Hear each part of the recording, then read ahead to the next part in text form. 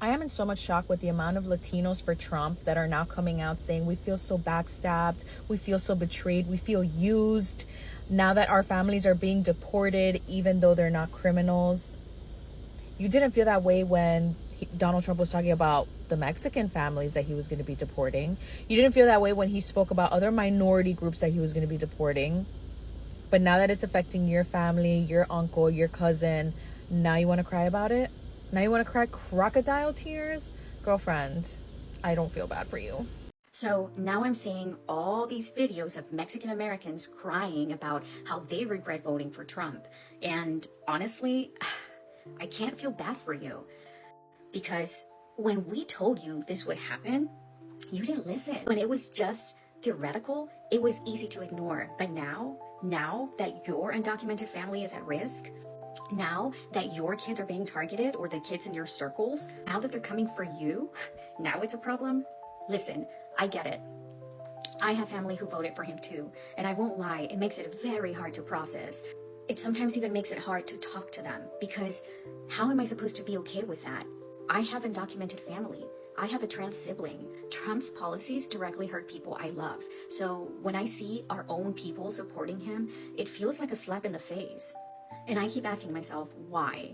How did this happen? This man called Mexicans rapists. He bragged about deporting families. He made racial profiling and hate cool again. And still, some of you voted for him. And now, reality is hitting. Oklahoma just passed a law requiring parents to prove citizenship to enroll their kids in school. Texas is next. Who do you think they're coming for? Not white, undocumented Europeans, Latinos. And now some of you are shocked? What did you think was going to happen? That they'd make an exception for you? That you're somehow a good immigrant? That Trump actually cared about Latinos? Be serious. I know some of you are going to defend your stance with like, well, my family voted for him because they don't like socialism. They care about small businesses. They're conservative. They're religious. Okay. But at what cost? At the cost of our people being deported? At the cost of our kids being denied education? At the cost of our community being unsafe? And so now you're feeling the consequences and you want us to feel sorry for you. No. I'm saving my sympathy for the people who didn't vote against their own families. It's exhausting. We tried to tell you, but if you voted for Trump and regret it, sit with that, reflect on it, because the rest of us, we saw this coming. Please don't share any hate, not even towards Latinos who voted for Trump. This is just my personal view and my frustration about this entire situation. Latinos are now attacking each other. Why? My name is Lick. In today's video, we are going to talk about why Latinos are now attacking each other, because majority voted for Trump. However, others never did. Now, for those who voted for him, starting releasing video about how they voted against their interest. Remember that credit goes to the owner of the video. I got more video like this. I'll come back with a comment. My Mexican-American dad was extremely racist and discriminatory against Mexican immigrants. Someone mentioned yesterday that they couldn't believe like the Latino men turn out for Trump and how could they vote against their own interests. And I brought up my dad, who did not vote in this election because the man's been dead for 10 years. But if he was alive, he probably would have voted for Trump. He was extremely discriminatory and racist towards any immigrant, but specifically Mexican immigrants, calling them the worst terminology. The terminology, though, that had been used against him. He so badly wanted to distance himself from immigrants because he was an American. He was born here. And growing up in New Mexico, you know, he was forced into those church-run schools where he got in trouble for speaking Spanish. He was taught to be, you know, monolingual English. He was perfectly fine with me not speaking Spanish because he wanted me to, I was also an American, right? And so because all of these terms and racism and discrimination was used against him growing up, instead of processing it as like, that's wrong, he processed it as, I'm wrong, so I need to separate myself from Mexican. Like, I need to not be associated with Mexico because I am an American, which meant wanting nothing to do with immigration. If you brought up anything that had to do with Mexican immigrants, he said the most disgusting things about them. And I was always very confused because I was like, they look exactly like you, like me, we have individuals in our family who are like, you know, first generation Americans. And the fact he could say that. So to me, I can't speak for all of the men who voted for Trump, but I know my dad would have voted for Trump and have agreed with those immigration policies because he did not view himself as Mexican. He viewed himself as only American. And it doesn't matter the logic to be like, but when someone sees you from the outside, can they make that distinction? He wanted so badly to be included and to fit in with the ideal American that he was willing to throw his own community under the bus for the validation of the ideal American white man. In our society, we have some people who got like citizenship from different countries and they feel like they are real citizen more than even people who were born in that country. But whatever you do, whatever achievement you have, you will never forget where you are coming from. The father of this lady was the one of who pretend to be American more than anyone else. I still have another video of Latinos who regret what they voted for Trump. Let's watch it. I come back with a comment.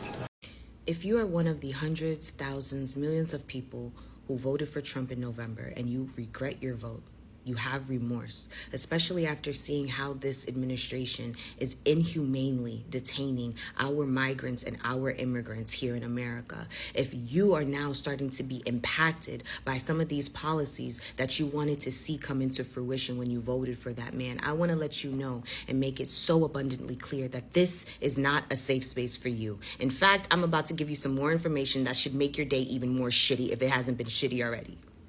See, when you walked your little happy racist ass to the ballots and you casted that vote for that orange man, you knew damn well what he was going to do because he campaigned on it. But you was hoping that it wasn't going to affect you. I know that you was hoping that it wasn't going to affect you. And now that it has started affecting you, you want to cry out. You want to cry out. No, suck them tears back in and let me tell you what else is about to be affected due to your vote, okay? So, farms, right? The farmers and the produce, you know, the people who actually pick the produce from out the ground, yeah, they were immigrants. So, yeah, that's going to be impacted. Also, restaurants. You see the waitresses, the line cooks, the people who clean up the spot, who wash the dishes. Yeah, they're usually immigrants. So if your service at the restaurant is exceptionally slow and horrible, if the food doesn't taste the way that it used to before, 9 times out of 10, the person who was doing the job before was an immigrant. Okay, next, manual labor. So construction work, baby. And I'm not just talking construction. I also mean landscape. You know them people that you want to hire to come and cut your grass or clean your pool? Trim your hedges? Yeah. And you know that they got the green thumb. So when your grass and your front lawn is all patchy and brown, remember the person that was keeping it green and alive was an immigrant.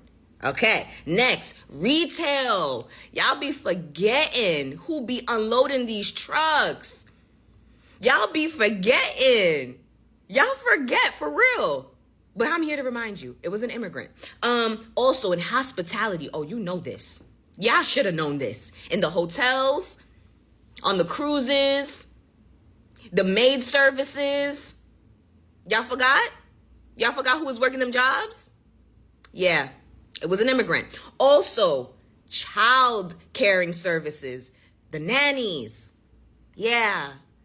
Say bye-bye to your little Brad being bilingual because you helped deport his Mexican, Nicaraguan, Colombian, Dominican, Puerto Rican, Haitian, you help deport them.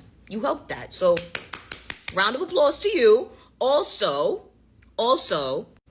remember, before you come out your face and say, at least now jobs are available, these jobs were always available to Americans. Y'all never wanted to fucking do them. Actually, correction. Y'all didn't want to do it for free. Y'all didn't want to do it while being exploited. You didn't want to do it knowing that you were being underpaid and you had no benefits. But you were okay with letting the migrants and the illegal aliens do it. Correction, you don't want to do it for free. You don't want to do it while being exploited. You don't want to do it knowing that you're being underpaid. You don't want to do it knowing that you don't get no benefits. You don't want to do it knowing that you don't get no time off.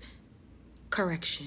You know, sometimes when you feel like, let me vote for this man who deport them all, I don't like them, but you forget that you are vote against your interests, because when they left the country, no one here to help you, no one here to beg you.